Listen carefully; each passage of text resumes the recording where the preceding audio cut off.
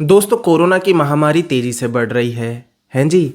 और ये तो चिंता का विषय है। और चिंता का विषय इसमें सबसे अहम ये है कि मास्क पहनो या ना पहनो, घर में रहो या ना रहो, लेकिन शराब भैया स्टॉक में भर लो। ऐसा मैं क्यों कह रहा हूं? अब देखिए, कोरोना की तीसरी लहर आने को है ना। ओमिक्रॉन वायरस बहुत तेजी से बढ़ रहा है। तो ऐसे में धीरे धीरे जो सरकारी तो धीरे धीरे कुछ स्टेट्स नाइट कर्फ्यू लगा रही हैं और कहीं पे वीकेंड कर्फ्यू लगा दिया गया है, मतलब लॉकडाउन ही कर दिया गया है।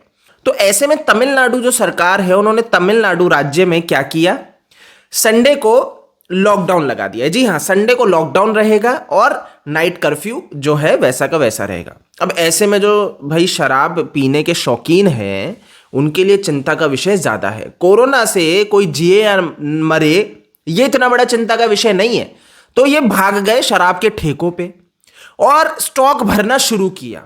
तो आज के समय में सरकार के लिए देखिए, शराब की दुकानें बंद नहीं करवाई जाएंगी, ये तो आप मान के चलो, ठीक है।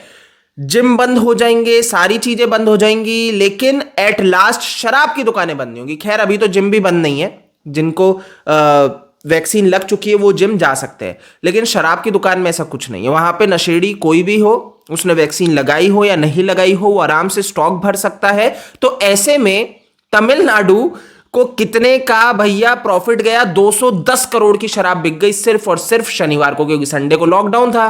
तो भर भर स्टॉक भरा है। तो आप समझिए इस चीज को। और आपको यह ध्यान होगा, जब पहला कोरोना वायरस का लॉकडाउन लगा था, जब पहली लहर थी, तब किस तरीके से इन शराबियों के द्वारा लंबी लंबी कतारें लगी थी। जैसे तो वैक्सीन लग रही है, और इवन मैं कहूंगा वैक्सीन लगवाने के लिए इतनी लंबी कतारें नहीं लगी जितनी शराब की दुकान पे शराब खरीदने के लिए लग जाती है।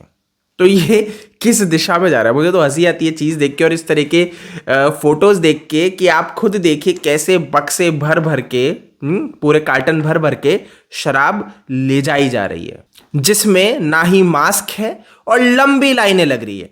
पुलिस यहां पे डंडे नहीं चलाएगी। देखिए, मैंने कहा ना, पैसा आ रहा है।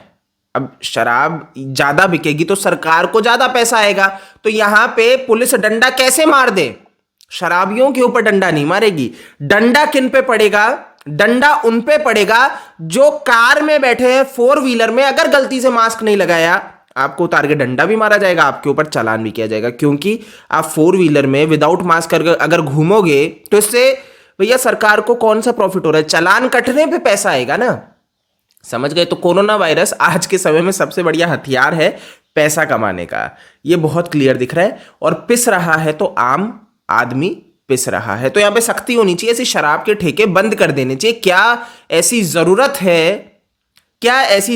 है कि आप इस नशीले पदार्थ को इतना फैलाए कि व्यक्ति का वैसे ही मानसिक संतुलन बिगड़ जाता है इसको पीने के बाद? फिर आप ये सोच के बैठे हो क्या मास्क और क्या कोरोना, उसके लिए सब भैया कचरा ही है। तो आप थोड़ा समझ जाओ। मैं सरकारों से विनती करता हूँ हाथ जोड़ के कि प्लीज इस तरीके की भैया ये बिक्रिया ना करवाए, है ना। आपके लॉकडाउन आप किस चीज को कर रहे हो? कोरोना को थामने के लिए कर रहे हो, और आप शराब बिकवा बिकवा के इन शराबियों की बुद्धि हर रहे हो, और उसके बाद भूल जाओ कि भैया कोरोना थम जाएगा। इस वीडियो में इतना ही है, इसको साझा कर दो, ठीक है, जिससे कि एटलीस्ट बुद्धि कुछ तो कुछ लोगों के दिमाग में पहुंचे। जय हिंद।